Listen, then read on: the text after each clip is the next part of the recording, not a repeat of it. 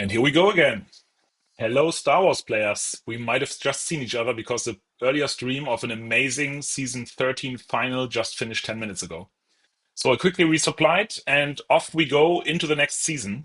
Um, I'll not give you guys the intro that I did in the earlier game, but just if you want to know more about the TTI League, which you're very welcome to join, I'll refer you to that video of the Season 13 finals, which is now on YouTube.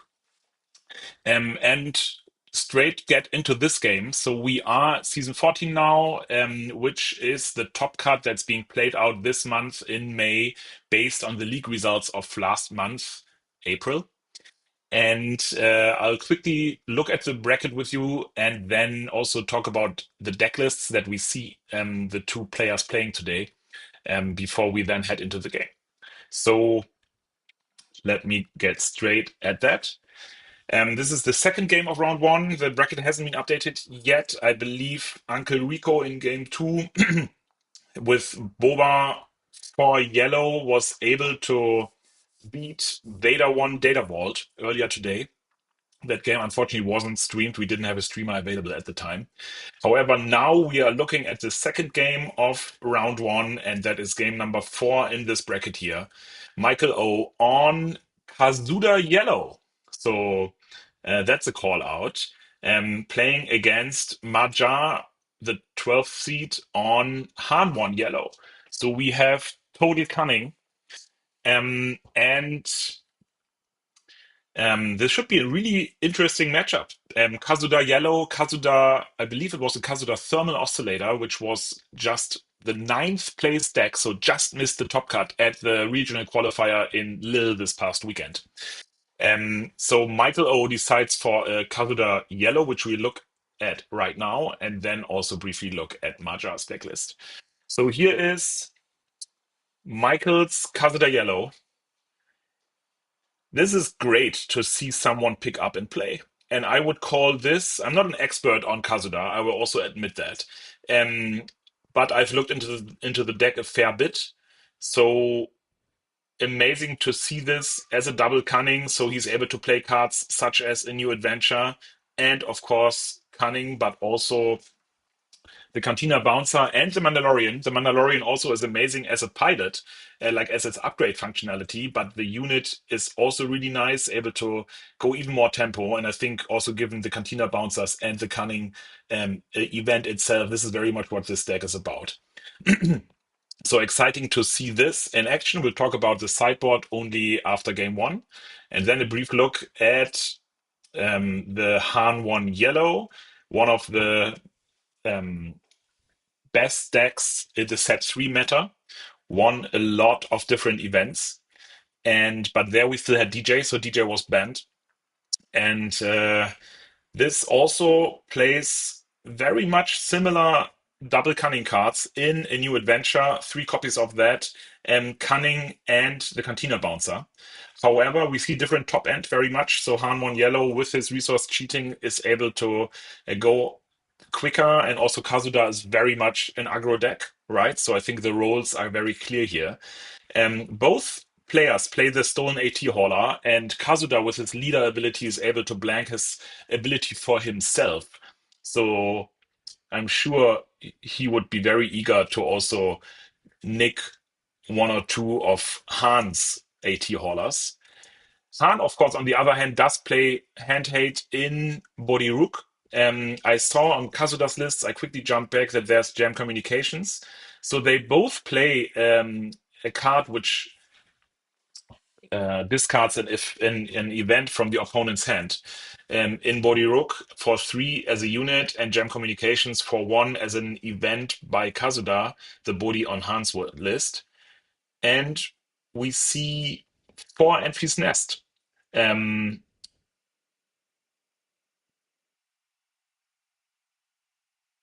and 2 Zori Bliss. I'll just call those out for Smuggle.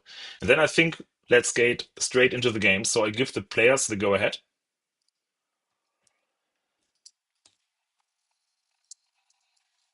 Okay, and off we go. Both players haven't drawn their cards yet. Also, I'm using a different mod here, you might notice. I hope that the cards are large enough for you. I think that was the downside on this mod. Also, we do have a little bit of delay here. So let's see whether this works. I think the players will be able to play out this game. But if you guys tell me that the mod that we used in the earlier game today is the better one because cards are larger for you to see, that might actually be the case. And I go back to that. I recently myself, I'm also a player in the league, and I grew into liking this mod because it has just the nicer graphics and more convenient functionality. However, the other mod might actually be the better one for competitive play here in the top cut. I'm just realizing that now. I wanted to give you guys just a look at this mod because it's also really nice. And often, what holds some players from going onto TTS is that the graphics aren't as nice. This mod does it better, right? But cards are not as large. So let's see. Let's get going. Um, Kazuda with the initiative and starting R2 here, but he doesn't use the cycling effect. So he just gets it out as a unit. It's a 2/4, which is still solid. And he doesn't use the cycling effect because he's very happy with his hand, which is fair enough, consisting of cards with which he can make quickly pressure. Han, on the other hand, uses the Han functionality, puts down a resource from hand, and plays the Hauler, which is actually an amazing play here because Kazuda for sure was intending to play a Falcon. But the Falcon could be directly cleared by the Hauler. So now Kazuda might actually think about keeping the R2. So if he can get Han to attack with the Hauler to base, and only then he gets down the Falcon and immediately follows it up with the R2, Hauler wouldn't be able to take out the Falcon. So that's probably what he's going for now. He wants to keep the gem communication, so he's now deciding to get rid of his pilot, the Mandalorian. And thus, he decides to um, attack first in hope that Han is doing something else, is attacking first. However, Han is not doing him the favor. So now he follows it up with the Falcon. He's aware that the Falcon would die immediately to an attack by the Hauler, which is also what we see. So I would have maybe considered to pass here as the Kazuda player. He doesn't. He decides against it and thus loses the Falcon. However, the Hauler is now at just 2 hit points remaining. So not a big threat anymore and could be taken out by the Falcon from Spark, which he also has on hand. I call it the baby Falcon, Falcon 1. And so he might wait again for Han to do something with the Hauler before he plays the Falcon. And he now goes for the gem communication, also uses this as a way to durdle. And let's see whether Han, in a way, falls for it, or whether he follows up with his own play before making use of the Hauler. Given what happened in the previous action phase, I would assume that he probably plays the liberated slaves before doing an action here. Kazuda decides to discard the Waylay instead of the In New Adventure. Probably the right call. And so now Han attacks with the Hauler to base. So this now paves the way for Kazuda to safely deploy his Falcon, follow it up with the R2. Actually, Han could play the new adventure here and bounce his Hauler to hand, I believe. But he decides not to do that. He doesn't know of the R2. So that might be what made him feel safe. So now Kazuda blanks the Falcon's effect, so he doesn't need to play the upkeep, the resource to keep the Falcon in play. He doesn't forget playing the Hauler himself to play it himself. And now a lot of things happened. So he attacked with the Falcon into the Hauler. That killed the Hauler. Then he was able to make use of the Hauler's ability, which lets the opponent play the Hauler for free from discard pile if it was defeated. And then he deploys the Kazuda leader, which gets out at 4 resources onto the Hauler. So nice play here by Kazuda.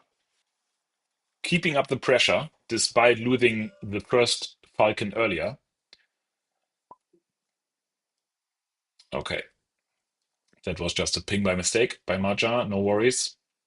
Majar can play the cunning for 4 here. I think that's what he will do. He would be able to bounce the baby Falcon, exhaust the other 2 units. That's probably, no, it's actually not what he does. He decides to go for a random discard. Random discard from hand. Yeah, I think that makes sense to quickly shuffle. Decides to go for that card, and it's the Fireball, which leaves Kazuda with another hauler, which I think is also a great option to play here.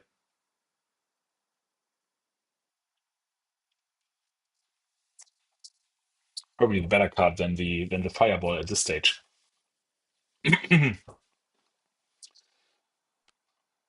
So Michael is lucky in a way here that he's able to keep the second hauler, which is also not a unique unit, so they can both stay and play. Han, in the meantime, uses his ability to put down a resource and thus reach the 6 resources required for Han to flip. He put down 2 resources in total there, the second one with the attack, and has a smuggle card. There comes out a blaster onto the liberated slave, which is a great target. Any 3/5 makes a great target for a blaster. So he actually is able to pile quite some damage onto Kazuda despite um, uh, Michael's commanding presence in space now. So in space, he's threatening 8, 12, 17 damage, which is a lot but not lethal. A lot but not lethal just yet. Majar on ground. First of all, needs to discard or get rid of 2 of his resources because of the Han effect from last action phase. Then both players are ready. The initiative lies with Michael. Actually, if you if you viewers could give me some feedback on the mod, that would be appreciated. I don't see anything in chat just yet. Let me know if you are happy with this mod, whether the cards are too small for you to, joyfully and sensibly follow, um, compared to the earlier mod that I used in the stream earlier today. So that would be valuable feedback from me. And however, players are playing out this game and actually are getting close to. And if he has another blaster or a surprise strike 4/4 played with attack, Han one yellow is able to pull this one around, and so is able to get in the final damage points. So Kazuda was having a very strong presence in space here. I always love to think about the pivot points in a match, and I believe the 2 plays that turned the game around for Maja here was, for one, being able to take out the Falcon turn 2 with his hauler, and for 2, the cunning. Cunning is always a pivotal card, right? Yes. Players are saying there's a hauler that belongs to the other deck, and I will quickly look at sideboards with you. So let's go back to the deck lists, starting with Kazuda. So Michael has a good choice here of more tempo, more aggro, also more tempo in Bamboozle and Cantina Bouncer, more aggro in Breaking In, but Sentinels aren't his problem with Han 1 yellow. However, I don't think, did he play Gam Guards? I think he played Gamos, right? So actually, there are Sentinels in Han 1's deck. We just haven't seen them yet. But Breaking In also is a great buff. +2/+0 in any way.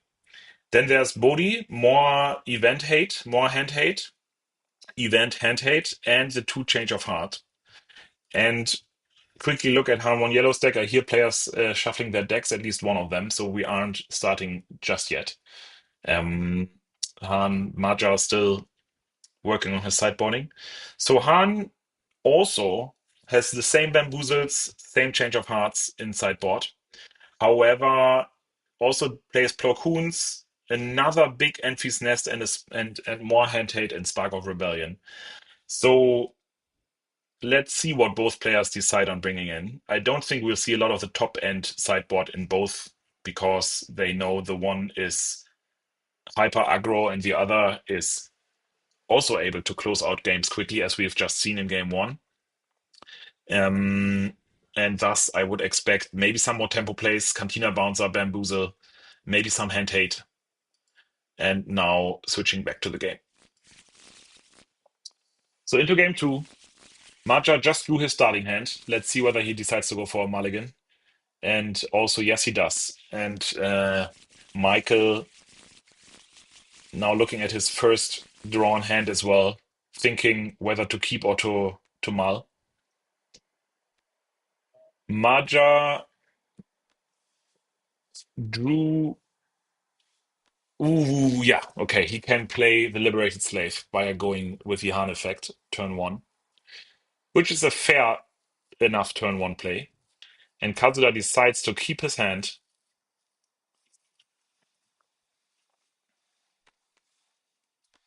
and start by playing Hand Hate. So he is able to take the surprise strike here, but not able to prevent Han's turn one play. However, if Han now puts down a resource, he'll be left with just one card at the end of turn one, which means not a lot of options. He can play Kira turn two if he uses the Han ability again, but that would make him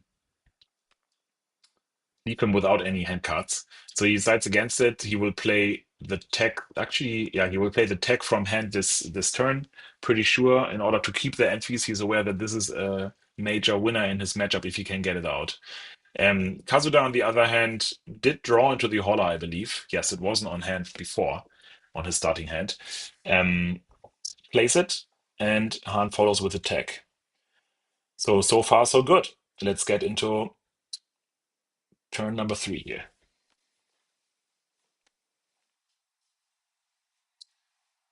So Maja decides it's time to get rid of the Enfys, but he's able to play only one of the two cards this turn. Either the Bamboozle for free, which maybe he plays the Bamboozle for free and he smuggles something if there's something for him to smuggle. But probably he will rather, of course, there's nothing to bamboozle, so that doesn't make sense. Kazuda decided to attack straight with the Hauler instead of waiting for his leader deploy and buffing the Hauler further. He decides to rather build his board and get damage in as quickly as he can.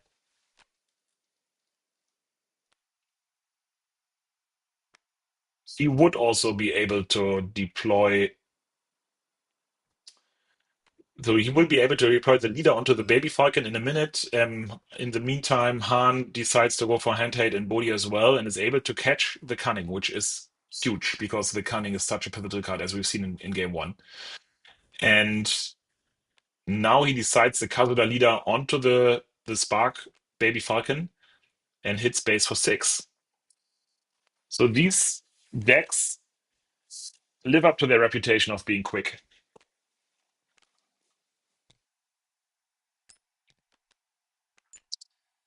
Maja now threatening 8 damage and Kazuda threatening 12.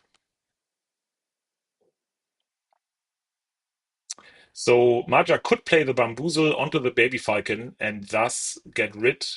What's that? Ah, yeah. So he decides to play the Bamboozle for free by discarding a yellow hand card. The Falcon is tapped, and the Bamboozle usually bounces upgrades to hand, but since leaders can't be bounced to hand, they are actually just dying. So Bamboozle is an amazing card against pilot leaders. So that was quite a hit for Kazuda, but he answers by a tempo play himself and gets out the Mandalorian, plays him to ground, and thus is able to exhaust 2 units on ground. And then gets in the damage from his 2 remaining space units that remained ready. Players go into the next turn. We will see a Hauler from Han.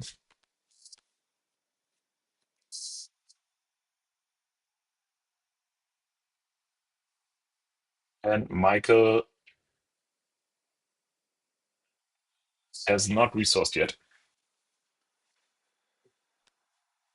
Resources the fireball, is again threatening 9 damage in space alone, plus 5 on ground, so that would just be lethal. And Han doesn't have a tempo play here. He might be able to smuggle something for 4 by using tech. He might have a blaster to be able to take the Mandalorian. So Majar is threatening 12 as things stand and potentially above. Wouldn't be able to be both a blaster and a surprise strike, but could be either from the resource row. So it would be 15, bringing Kazuda to 25, but that's not lethal. However, Kazuda is getting there quicker. Oh yes, Han of course gains a resource by attacking with Han, and thus he would if he has both buffs. But I think this game is over quicker than I can talk.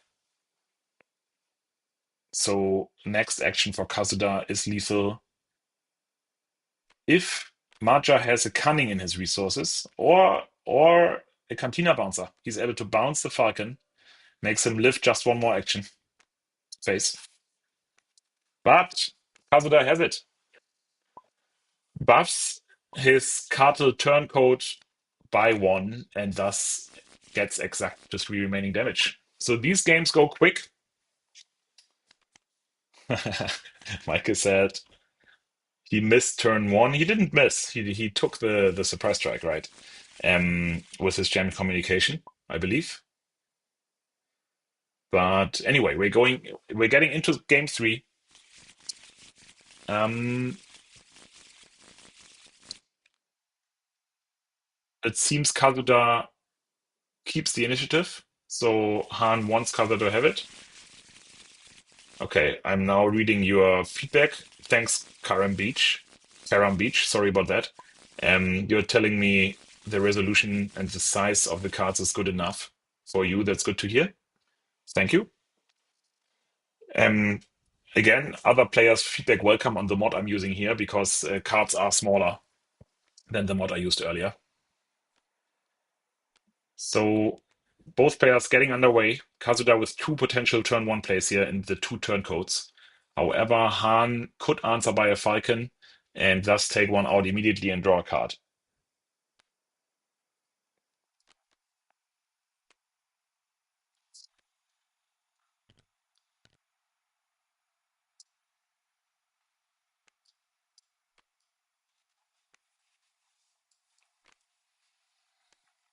And that's what we will see here. So Baby Falcon comes down.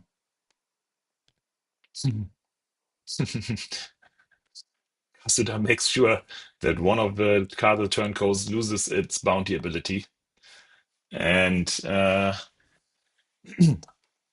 unsurprisingly decides to attack into the other and thus use the bounty and draw a card. That was the Zori, then draws 2 cards for the next turn. And let's see whether he keeps the Falcon alive. He could do so for free by just paying the resource, like exhausting and using the resource for that he's then destroying with the Han due to the Han effect.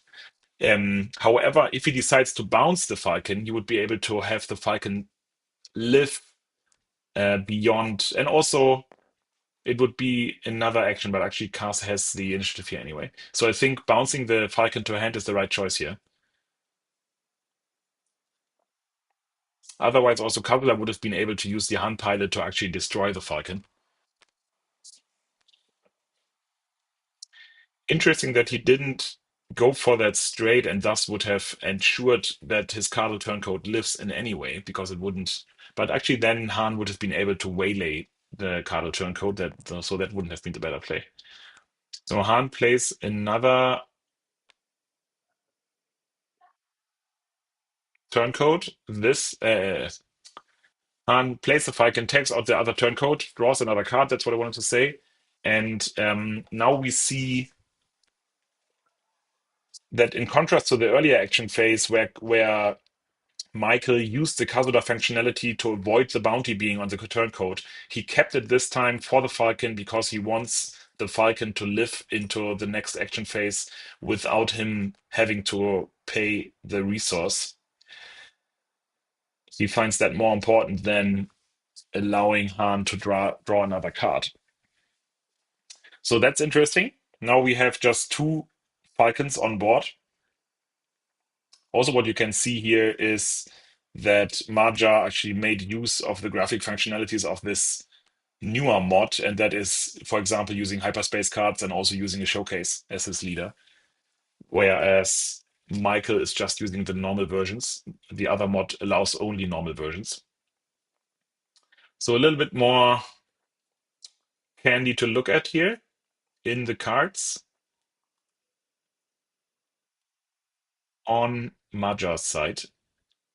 And Majar decides to attack with his baby falcon into the base.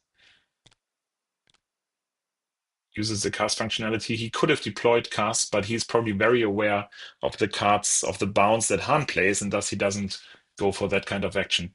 That he just puts his pilot into a unit and then attacks with an action in between. Even though Kazuda would make the Falcon a leader unit, and thus Waylay wouldn't work on that anymore. But there's other options, such as Bamboozle, as we've seen in the earlier game. Bamboozle works on leader units as well. We see another Falcon. I think going wide is the right choice here, and we see that directly answered with the Waylay by Han. This is still keeping the favor on Kazuda's side, I would say. He deploys Kazuda to ground this time. It's just a 2/5. However, gets out for 4 and can't be bamboozled, at least not be bounced back to hand. And since not possible for leader unit, does go to the leader stack, as I mentioned earlier. So Kazuda plays it a bit safe here, but still makes sure he's keeping up the pressure. Succeeds in doing so. And into turn 4. Han has a lot of hand hate options here. If we also make Kira part of that.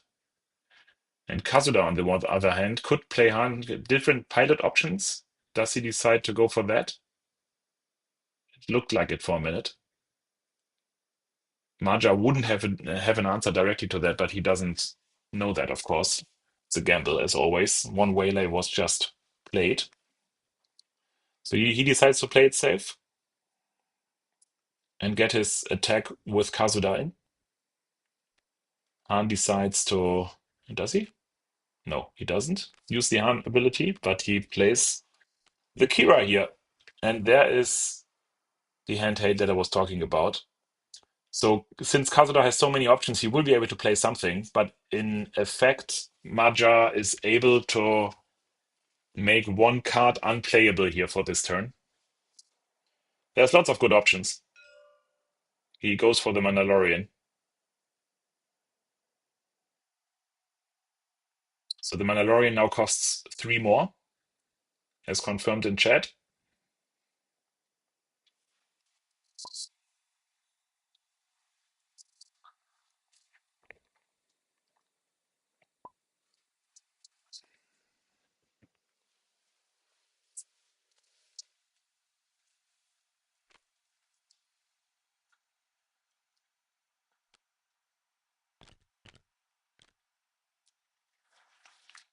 Kazuda.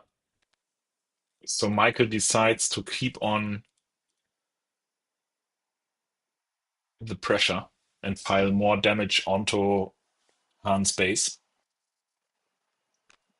And now is getting to a quite commanding lead, I would dare to say. Finally, it's flip time for Han, who also thus is able to do 4 to base. Gets one more resource out. And play another body. And thus is able to get rid of the cunning, which makes a lot of sense, I think. Good play there by Han.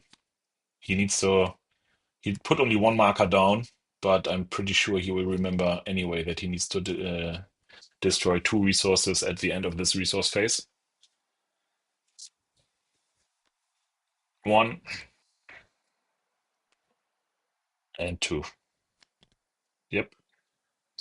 So both players had 6 resources. Kazuda drew into an L3 or lead and didn't resource it to play from Smuggle.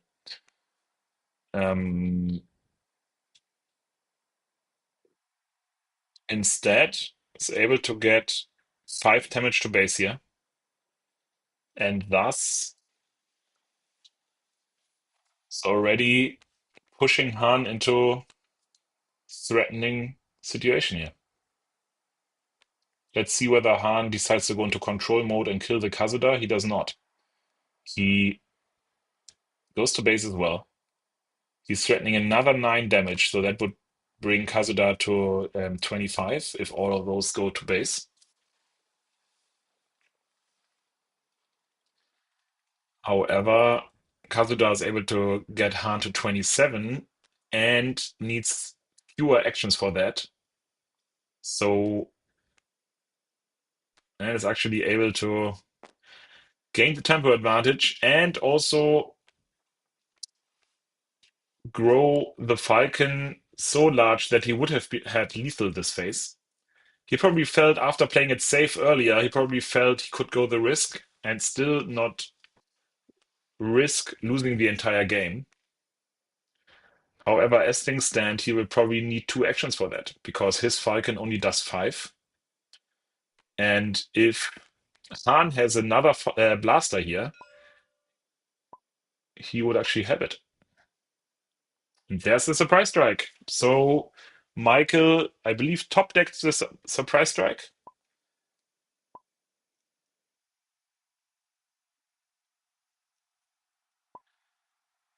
Nice plays by both players.